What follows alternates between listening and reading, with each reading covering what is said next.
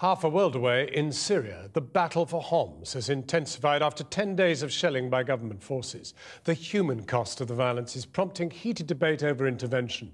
On the eve of the anniversary of the Srebrenica massacre in the Bosnian War nearly 20 years ago, many argue we should remember those lessons and intervene. But is the comparison meaningful, or would intervention bring still more harm than good? Kylie Morris has this. Nowhere is safe in Homs. Its landmark mosque, 800 years old, under fire. History counts for nothing in today's Syria.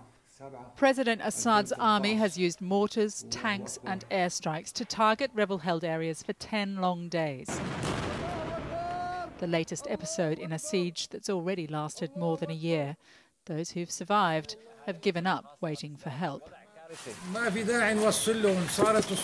There is no need to explain our situation to the international community.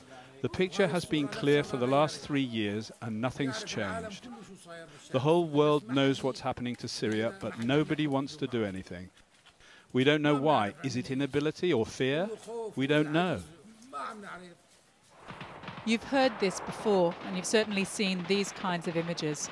On the left in Bosnia, nearly 20 years ago. On the right, present-day Syria. Towns destroyed. Rows of bodies in bags. Mournful widows. Children bewildered and defiant. Refugees carrying all they own into an uncertain future. Tomorrow is the 18th anniversary of the massacre at Srebrenica by Bosnian Serb forces of more than 8,000 men and boys. Their deaths finally forced NATO and the UN into a full-scale air bombardment of Serbian targets. It's an historic example cited by those who want a similar intervention into Syria now. Regardless of experiences in wartime Iraq and Afghanistan, former Assistant Secretary of State Jamie Rubin says Syria makes its own case. The Iraq War, the Afghan War, a lot of these issues obviously play into the politics of this, but it doesn't change the fact that this is the worst humanitarian crisis the world has ever faced, and a dictator is slaughtering his own people, and we're not even prepared to let the victims get the weapons to defend themselves. And that parallel to Bosnia is really striking. People make the very simplistic comparison, including, I'm afraid, right to the top of the British government, that this is a Bosnia revisited. It is absolutely not. You couldn't have many more differences, except for the fact that innocent people are being killed. I mean, the bottom line is this.